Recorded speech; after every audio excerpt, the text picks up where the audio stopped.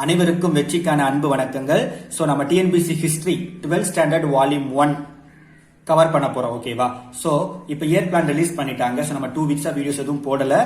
So நம்ம வந்து எவ்வளவு சீக்கிரம் முடியுமோ அவ்வளவு சீக்கிரம் என்ன பண்ண போறோம்னா 12th standard 11th standard volume 1 and volume 2 cover பண்ண போறோம். ஸோ இப்போ வந்து வால்யூம் 1 12th ஸ்டாண்டர்ட்ல யூனிட் 2 பார்த்துட்டு இருக்கோம். Rise of extremism and Swadeshi movement, தீவிர தேசியவாதத்தின் எழுச்சியும் சுதேசி இயக்கமும், பார்ட் 6. இது வந்து ஃபைனல் பார்ட். சரியா? ஸோ முதல் 5 பகுதியை பார்க்கறவங்க பார்த்துட்டு இதை பாருங்க. ஓகே, ஸோ நம்ம வந்து போடுற வீடியோஸ் எப்படி இருக்கும் அப்படின்னு பாத்தீங்கன்னா போத் இங்கிலீஷ் அண்ட் தமிழ்ல இருக்கும். ஸோ உங்களுக்கு ரொம்ப ஈஸியா அண்டர்ஸ்டாண்ட் ஆகும். ஓகேவா? ஸோ ஒரு லைன் கூட விடாம இந்த மாதிரி நோட்ஸ் எடுத்து உங்களுக்கு இன்னும் யூஸ்ஃபுல்லா நம்ம வந்து மைண்ட்ல வந்து அப்படியே நம்ம என்ன பண்ணலாம், ஸ்டோர் பண்ணிக்கலாம். சுதேசி கம்பைன் இன் தமிழ்நாடு தான் பார்க்க போறோம். தமிழ்நாட்டில் சுதேசி இயக்கம் எப்படி இருந்துச்சு? ஸோ ஆரம்ப காலகட்டத்தில் இந்த சுதேசி இயக்கம் அப்படின்னு சொல்லும் போது தமிழ்நாட்டில் திருநெல்வேலி பகுதியில ரொம்ப ப்ராமினண்டா இருந்துச்சு. ஓகேவா? ரொம்ப மைய பகுதியா செயல்பட்டுச்சு. ஸோ அந்த காலகட்டத்தில் வந்து பாத்தீங்கன்னா காங்கிரசுக்குள்ள, தமிழ்நாட்டு காங்கிரசுக்குள்ள மாடரேட் அண்ட் எக்ஸ்ட்ரீமிஸ்ட், தீவிரவாதிகளும் தீவிர தேசியவாதமும் மிதவாதங்களுக்கு இடையில ஒரு ஆழமான கருத்து வேறுபாடு இருந்துச்சு. அது மட்டும் இல்லாம வட்டார மொழி சொற்பொழிவு கலையின் வளர்ச்சி வந்து ஒரு மிகப்பெரிய தாக்கத்தை ஏற்படுத்துச்சு மக்கள் மத்தியில. ஸ்டார்டிங்ல இந்த சுதேசி மூவ்மெண்ட் அப்படின்னு சொல்லும் போது வங்க பிரிவினைக்கு எதிரான ஒரு செயலாக தான் இருந்தது. ஒரு சின்ன ஒரு movement was more of reaction to the partition of Bengal, அந்த மாதிரி தான் இருந்தது. ஸோ இதுக்கு எதிராக ப்ரொடெஸ்ட் பண்ணணும்னு சொல்லி என்ன பண்றாங்கன்னா சின்ன சின்ன மீட்டிங்ஸ் எல்லாம் போடுறாங்க. ஓகே, ஸோ அந்த மீட்டிங்ஸ்ல ஸ்பீக்கர்ஸ் என்ன பண்றாங்கன்னா தங்களுடைய, அதாவது நார்மலா வழக்கத்தில் இருந்த இங்கிலீஷ்ல சொற்பொழிவு ஆற்றுறது அப்படிங்கிறது மாதிரி வெர்னாகுலர் லாங்குவேஜஸ், பிராந்திய பாஷையில் என்ன பண்றாங்க, வட்டார மொழியில சொற்பொழிவு ஆற்றுறாங்க. அது வந்து ஒரு டிராஸ்டிக் சேஞ்ச். அது மட்டும் இல்லாம ஒரு சிக்னிபிகன்ட் டெவலப்மெண்ட் அப்படின்னு சொல்லலாம். ஏன்னா மக்கள் மத்தியில சுதேசி கருத்துக்கள் வந்து நாட்டுப்பற்று கருத்துக்கள் வந்து ஆழமா போய் சேர்ந்தது. அது மட்டும் இல்லாம இந்த சுதேசி கூட்டங்கள் வந்து இந்த மெரினா பீச், அப்புறம் மோர் மார்க்கெட் சென்ட்ரல் இருக்குது, சென்ட்ரல் ஸ்டேஷன் பக்கத்தில் இருக்குது. ஓகேவா? ஸோ இந்த இடத்துல நடக்கும். ஓகே, ஸோ 1907ல சென்னைக்கு வந்து வருகை தந்திருந்தார். யார் அப்படின்னு பாத்தீங்கன்னா பிபின் சந்திரபால். ஸோ அவர் வந்து சென்னை கடற்கரையில ஒரு சொற்பொழிவு ஆற்றார். அந்த சொற்பொழிவு வந்து பெருவாரியான மக்களை வந்து கவர்ந்துச்சு, யங்ஸ்டர்ஸ் மத்தியில நல்ல ஒரு உத்வேகத்தை ஏற்படுத்துச்சு. சரியா? ஸோ இந்த தமிழ்நாட்டில் இந்த சுதேசி இயக்கத்துல மெயினா பாத்தீங்கன்னா வஉசியும் சுதேசி நீராவி கப்பல் கம்பெனியும் ரொம்ப முக்கியமான விஷயம். ஏன்னா எல்லா இடத்துலயும் சுதேசி அப்படின்னு சொல்லும் போது வெறுமனே என்னது, அந்நிய பொருட்களை புறக்கணிப்பது, நம்முடைய கைத்தறி பொருட்களை வந்து ஊக்கப்படுத்துவது அப்படிதான் இருந்துட்டு இருந்துச்சு. பட் இவரு நம்ம வஉசி என்ன பண்றாருன்னா சொந்தமா ஒரு நீராவி கப்பலையே செயல்படுத்தணும் அப்படிங்கிற ஒரு முடிவுக்கு வாராரு. சோ அது எவ்வளவு பெரிய ஒரு மாற்றம்னு பாருங்க. சோ எல்லா தலைவர்களும் என்ன பண்ணாங்கன்னு இந்த விஷயத்த பாராட்டினாங்க. சோ அதுல வந்து தமிழ்நாடு வந்து ஒரு முன்னிலை இருந்துச்சு அப்படின்னே சொல்லலாம். ஓகே, சோ 1906ல இவர் என்ன பண்றாரு, ரெஜிஸ்டர் பண்றாரு ஒரு ஜாயிண்ட் ஸ்டாக் கம்பெனி, கூட்டு பங்கு நிறுவனம். சரியா? சோ அதான் என்னது, ஸ்டீம் நேவிகேஷன் கம்பெனி, SSNC. அதுல ஒரு கேபிட்டல் எவ்வளவு முதலீடு வைக்கிறார் அப்படின்னு பாத்தீங்கன்னா 10 லட்சம் ரூபாய். இந்த 10 லேக் அவர் என்ன பண்றாருன்னா 40,000 ஷேர்ஸா டிவைட் பண்றாரு, 25 ரூபாய் ஈச், அதாவது விகிதம் வச்சு டிவைட் பண்றாரு. சரியா? சோ இந்த ஷேர்ஸ் வந்து யாருக்கெல்லாம் ஓபன் அப்படின்னு பாத்தீங்கன்னா இந்தியன்ஸ், சிலோன்ஸ், அப்புறம் வந்து ஏசியன் நேஷனல்ஸ் எல்லாருக்குமே ஓபன். சரியா? இந்த இவர் என்ன பண்றாருன்னா வஉசி அவர்கள் வந்து 2 ஸ்டீம் ஷிப்பை வந்து பர்ச்சேஸ் பண்றாரு. என்னலாம்னா SS கலியா மற்றும் SS லாவோ அப்படிங்கிற ஸ்டீம் ஷிப்பை வந்து பர்ச்சேஸ் பண்றாரு. ஓகே, சோ இது வந்து ஒரு மிகப்பெரிய மாற்றம். சோ சுதேசி நமக்கு சொந்தமாக என்ன பண்றாரு, ஒரு கப்பல் கம்பெனி. சோ திலகர் என்ன பண்றாருன்னா இவருடைய சக்சஸ் ஆஃப் இந்த சுதேசி நேவிகேஷன் கம்பெனியை பாராட்டி அவருடைய பத்திரிகையில வந்து எழுதுறாரு. அவருடைய தெரியும் திலக்குடைய பத்திரிகை என்னது, கேசரி அண்ட் மராட்டா. இதனை வந்து பாராட்டி அவருடைய பத்திரிகையில வந்து எழுதுறாரு. அது மட்டும் இல்லாம அரவிந்த் கோஷ் வந்து கம்பெனியின் பங்குகள் வந்து விற்பனை ஆவதற்கு வந்து ஹெல்ப் பண்றாரு. சோ மேஜர் ஷேர் ஹோல்டர்ஸ் அப்படின்னு பாத்தீங்கன்னா பங்குதாரர்கள் யார் அப்படின்னு பாத்தீங்கன்னா பாண்டித்துரையும் ஹாஜி பக்கீரும். சரியா? சோ இது ரெண்டு நோட் பண்ணி வச்சுக்கோங்க. சோ நம்ம ஓவராலா படிச்சாலும் ஒவ்வொரு பாயிண்ட்ஸுமே இம்பார்ட்டன்டான பாயிண்ட் தான். அப்புறம் பாத்தீங்க என்னன்னா கோரல் மில் ஸ்ட்ரைக், கோரல் நூற்பாலை வேலை நிறுத்தம். சோ தமிழ்நாட்டை மையப்படுத்தின ஒரு சுதேசி இயக்கங்கள். சரியா? சோ இது பாத்தீங்கன்னா என்னன்னா இந்த கோரல் நூற்பாலை இந்த வேலை நிறுத்தம் ஏன் அப்படின்னு பார்க்கும்போது இங்க வந்து தொழிலாளர்கள் வந்து அதிகமா பாதிக்கப்பட்டனர், அதிக நேர வேலை, சோ ரொம்ப பெரிய கொடுமைக்கு உள்ளாக்கப்பட்டனர். சரியா? சோ இந்த விஷயம் அதாவது யாரு காதுக்கு போகுது அப்படின்னு பாத்தீங்கன்னா சுப்பிரமணிய சிவா அவர்களுடைய காதுக்கு போகுது, வஉசி அவர்கள் காதுக்கு போகுது. சரியா? சோ அதுக்கு முன்னாடி பாத்தீங்கன்னா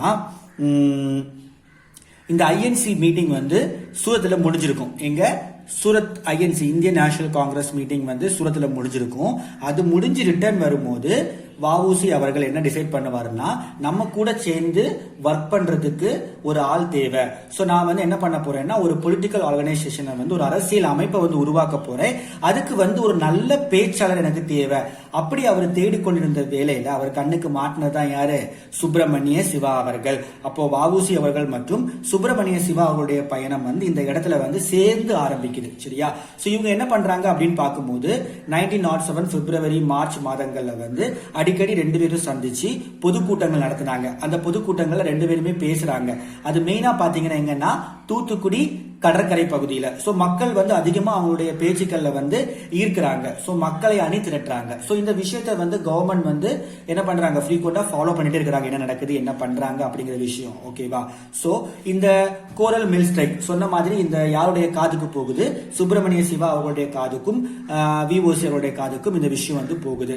சோ அவங்க என்ன பண்றாங்கன்னா, இதுக்கு நம்ம வந்து போராடணும், ஒரு போராட்டம் நடத்தணும்னு சொல்லி அவங்க தலைமை என்ன பண்றாங்கன்னா, ஒர்க்கர்ஸ்ட பேசி போராட்டம் நடத்துறாங்க. சரியா? சோ அந்த போராட்டத்துல நாம யாரு வெற்றி பெறா? ஒர்க்கர்ஸ் தான் வெற்றி பெறாங்க. சோ மில் ஓனர்ஸ் எவ்வளவோ முயற்சி பண்றாங்க, அதாவது இந்த போராட்டத்தை வந்து தடுக்கணும்னு சொல்லி ரொம்ப நிறைய முயற்சி பண்றாங்க. சோ கடைசி எதுவுமே வேலைக்கு ஆகல. சோ கடைசியா the mill owners decided to negotiate with the workers and concern their demands. அவங்களுடைய டிமாண்ட்ஸுக்கு என்ன பண்றாங்க? ஒத்துக்கொள்றாங்க. சோ இந்த தொழிலாளர்களின் வெற்றி முதல், சரியா, இது வந்து ஒரு முதல் தடவை தொழிலாளர்களுடைய வெற்றி உற்சாகத்தை ஏற்படுத்தியது. சரியா? யார் மத்தியிலனா எல்லார் மத்தியிலையும், குறிப்பா பெங்காலில் உள்ள எக்ஸ்ட்ரீமிஸ்டுடைய மத்தியில இந்த வெற்றி வந்து ஒரு பெரும் அளவுக்கு பேசப்பட்ட ஒரு வெற்றி. சோ அரவிந்த் கோஷ் வந்து தன்னுடைய வந்தே மாதரம் என்னும் இதழில் வந்து அதை வந்து பகிர்ந்துக்கிறாரு. எப்படின்னா, கற்றறிந்த மக்களுக்கும் பொதுமக்களுக்கும் இடையே ஒரு இணைப்பை உருவாக்கி உள்ளது. அதுவே சுயராஜ்யத்தை நோக்கி எடுத்து வைக்கப்பட்ட உன்னதமான முதல் அடியாகும். இந்திய தொழிலாளியின் ஒவ்வொரு வெற்றியும் நாட்டிற்கு கிடைத்த வெற்றி அப்படிங்கறத வந்து யார் சொல்றா? அரவிந்த் கோஷ் அவர்கள் தன்னுடைய வந்தே மாதரம் இதழில் வந்து இதை வந்து எழுதியிருப்பாரு. சரியா? சோ அதுக்கப்புறம் பாத்தீங்கன்னா Subramania Bharati, poet and nationalist. Bharati கவிஞர் மற்றும் ஒரு தேசியவாதி. சோ அந்த டைம்ல பாத்தீங்கன்னா ஒவ்வொரு பேரும் ஒவ்வொரு விஷயமா என்ன பண்ணுவாங்கன்னா, நாட்டு மீது மக்கள் மீது தாக்கத்தை ஏற்படுத்துவாங்க. சோ பாரதி தன்னுடைய எழுத்துக்கள் மூலமாக தாக்கத்தை ஏற்படுத்துவார். சரியா? சோ அந்த வகையில growth of newspapers played a major role சுதேசி மூவ்மெண்ட்ல அப்படின்னே சொல்லலாம். So first among the leaders to use newspaper to spread nationalist message அப்படின்னு பாத்தீங்கன்னா யாரு அப்படின்னா நம்முடைய சுப்பிரமணிய பாரதி அவர்கள் தான். சரியா? So along with 5 other members Subramania Bharati founded the Hindu, இங்கிலீஷ்ல அந்த பத்திரிகை. அதே மாதிரி ஸ்வதேச மித்ரன். ஸ்வதேசி மித்ரன் பத்திரிகை தான் என்னன்னா தமிழில் வெளியிடப்பட்ட முதல் தினசரி டெய்லி பத்திரிகை. சரியா? தமிழ்ல வெளியான முதல் பத்திரிகை. 1904ல இந்த ஸ்வதேச மித்ரனுடைய துணை ஆசிரியரா யாரு செயலாற்றுவா? பாரதியார் அவர்கள் செயல்புரிவார். சரியா? சோ 1906 என்ன பண்றாருன்னா, இவர் வந்து ஒரு புக்கை வந்து பப்ளிஷ் பண்றாரு. அந்த புக்ல என்ன இருக்குன்னா, condemn the British actions during the Congress conference in Barsal. சரியா? சோ பர்சால் நடந்த காங்கிரஸ் கான்ஃபரன்ஸ் பத்தின ஒரு புக்கை வெளியிடுவாரு. அது மட்டும் இல்லாம பாரதி வந்து சக்கரவர்த்தினி என்னும் மாத இதழின் ஆசிரியராகவும் பணியாற்றினார். அந்த சக்கரவர்த்தினி அப்படின்னு சொல்லக்கூடிய இதழ் வந்து பெண்களுக்காகவே உருவாக்கப்பட்ட, பெண்களின் மேம்பாட்டிற்காக உருவாக்கப்பட்ட ஒரு இதழ். சரியா? சோ அதுக்கப்புறம் பாருங்க, பாரதியுடைய லைஃப்ல 2 இம்பாக்ட் வந்து மிகப்பெரிய இம்பாக்ட் என்னெல்லாம் அப்படின்னு பார்க்கும்போது, இவர் 1905ஆம் ஆண்டு இவரால் குருமணி என்று அழைக்கப்பட்ட நிவேதிதை சந்தித்தது. நிவேதிதா, ஓகே, இந்த நிவேதிதா யார் அப்படின்னு பாத்தீங்கன்னா டிசைபிள் ஆஃப் விவேகானந்தா. சோ ஒரு ஐரிஷ் விமன். சரியா? சோ இந்த நிவேதிதா என்ன பண்ணுவாங்கன்னா, இவருடைய கருத்துக்கள், பாரதியாருடைய கருத்துக்களை சிந்தனைகளுக்கும் என்னது ஒரு ஊக்கமளித்த ஒரு நபர் அப்படின்னு சொல்லலாம். சரியா? சோ அதுக்கப்புறம் பாத்தீங்கன்னா militant nationalism appeal to him மோர் அப்படின்னு சொல்லலாம் பாரதியாருடைய விஷயங்கள்ல. ஏன்னா தீவிர தேசியவாத வழிமுறைகளை இவரும் அனுசரிச்சாரு. ஓகேவா? சோ இதுக்கு எடுத்துக்காட்டாக இவருக்கும் வந்து என்னன்னா பெரிய அளவுக்கு மாடரேட்ஸ் உடைய இறைஞ்சுதல் கொள்கையில அவ்வளவா ஈடுபாடு இல்ல. சோ மிலிட்டன்ஸ் கடைபிடித்த தீவிர தேசியவாத முறைகளை இவரும் ஈர்க்கப்பட்டார். சோ அதற்கு எடுத்துக்காட்டாக 1907 சூரத் காங்கிரஸ் செக்ஷன் முடிஞ்ச உடனே இவருக்கு வந்து திலகர் மீது இருந்த பக்தி இன்னும் பெருசா ரொம்ப பெரிய ஆர்வமாக மாறியது. அதனால திலகர் எழுதிய tenets of the new party, என்னும் நூலை என்ன பண்றாருன்னா தமிழ்ல மொழியாக்கம் செய்தார். சரியா, 1907 ஒரு சிறு புத்தகம் வெளியிட்டார், ஒரு புக்லெட். அதுல என்ன இருக்கு அப்படின்னு பாத்தீங்கன்னா, அந்த கருத்து என்னன்னா, Madras militants trip to Surat Congress in 1907, Surat சென்று வந்த பயணம் சென்னை மாகாண தீவிர தேசியவாதிகள் குறித்து அப்படிங்கிற ஒரு குறு புத்தகம், சிறு புத்தகத்தை வந்து வெளியிட்டார். சரியா, so Bharati edited a Tamil weekly India which became the voice of radicals. அப்படின்னா என்னன்னா, தமிழ் வீக்லி இந்தியா வெளியிட்டாரு. அந்த பத்திரிகை நாளடைவில் என்னது, தீவிர தேசியவாதிகளுடைய குரலாக மாறியது. அடுத்த பாத்தீங்கன்னா என்னன்னா, arrest and imprisoned of VOC and Subramaniya Siva. So Tirunelveli Tamil Nadu மைய பகுதியாக கொண்டு சுப்பிரமணிய சிவா மற்றும் விஓசி அவர்கள் வந்து பாடுபட்டாங்க. சரியா, சோ அப்ப அந்த டைம்ல மார்ச் 9, 1907 வந்து பிபின் சந்திரபால் வந்து ரிலீஸ் பண்ணிருப்பாங்க ஜெயில இருந்து. சோ அவருடைய விடுதலையை சுதேசி லீடர்ஸ் என்ன பண்ணிருப்பாங்க, இதை வந்து செலிப்ரேட் பண்ணணும், அவருடைய விடுதலையை வந்து ஸ்வராஜ்ய டே அப்படின்னு சொல்லி நம்ம செலிப்ரேட் பண்ணணும்னு சொல்லி திருநெல்வேலியில பிளான் பண்ணிருப்பாங்க. பட் இந்த பிளானை வந்து கவர்மெண்ட் வந்து என்ன பண்ணிருப்பாங்க, ரிஃப்யூஸ் பண்ணிருப்பாங்க, நாங்க வந்து அனுமதி தர இயலாதுன்னு. பட் அதையும் மீறி விஓசி சுப்பிரமணிய சிவா மற்றும் பத்மநாப ஐயர் என்ன பண்ணிருப்பாங்கன்னா, அந்த பேனையும் உடைச்சி இவங்க என்ன பண்ணிருப்பாங்க, அந்த விழாவை செலிப்ரேட் பண்ணிருப்பாங்க. சோ இதனால என்ன பண்ணுவாங்க, மார்ச் 12, 1908 துரோக குற்றம், சார்ஜஸ் ஆஃப் செடிஷன் அப்படிங்கிற குற்றத்தை சுமத்தி இவங்க 3 பேர் என்ன பண்ணிருப்பாங்கன்னா அரெஸ்ட் பண்ணிருப்பாங்க. சோ இவங்களை அரெஸ்ட் பண்ணனால நாடு எங்கும் கலவரம், சோ போலீஸ் ஸ்டேஷனை கொளுத்துறது, நிறைய விஷயங்கள் நடந்துச்சு. சோ அந்த மாதிரி துப்பாக்கி சூட்ல 4 பேர் என்ன பண்றாங்க, இறந்து போறாங்க அந்த கலவரத்துல. அதுக்கப்புறம் இறுதியாக 1908 ஜூலை 7 தேச துரோக குற்றம் சுமத்தி என்ன பண்றாங்க, 2 பேருக்குமே அரெஸ்ட் பண்ணி தண்டனை கொடுக்கறாங்க. விஓசி அவர்களுக்கு 20 வருஷமும் சிவா அவர்களுக்கு 10 வருஷமும் நாடு கடத்துதல் தண்டனையை கொடுக்கறாங்க. சரியா, சோ இந்த மாதிரியான கொடுமைகள். சோ இவங்க வந்து வெறுமனே நம்முடைய தலைவர்களை மட்டும் அடக்கல, அந்த போராட்டத்தில் ஈடுபட்ட அனைத்து மக்களையும் அடக்குனாங்க. சரியா, ஒரு மிகப்பெரிய ரெப்ரஷன் ஆக்ஷன் பிரிட்டிஷ் கவர்மெண்ட் வந்து செயல்பட்டது. ஏன்னா அந்த டைம்ல வந்து ரொம்ப பெருசா மக்கள் செயல்பட ஆரம்பிச்சாங்க. சோ இது வந்து அவங்களுடைய அரசாங்கத்துக்கு பாதிப்பு ஏற்படும் சொல்லி ரொம்ப பெரிய கொடுமையை வந்து செய்து முடிச்சாங்க. ஓகே, சோ அதுக்கப்புறம் அப்படின்னு பாத்தீங்கன்னா இன்னொரு முக்கியமான நிகழ்வு என்னன்னா, ஆஷ் உடைய மர்டர். சரியா, சோ ஜூன் 1911 மணியாச்சி ரயில் நிலையத்தில் வாஞ்சிநாதனால் சுட்டுக் கொல்லப்பட்டவர் தான் யாரு, வீர வாஞ்சிநாதனால் சுட்டுக் கொல்லப்பட்டவர் தான் யாரு, ஆஷ். சரியா, சோ இந்த வாஞ்சிநாதன் யாரு அப்படின்னு பாத்தீங்கன்னா, இவர் வந்து ட்ரிவாங்கூர் ஸ்டேட்ல வந்து பிறந்திருப்பாரு இன் 1880. சோ ஆரம்ப காலகட்டத்தில் ஒரு ஃபாரஸ்ட் கார்டு, வன காப்பாளராட்டு செயல்படுவார். எங்கன்னா புனலூர் ஃபாரஸ்ட்ல வந்து வன காப்பாளராக இருப்பாரு.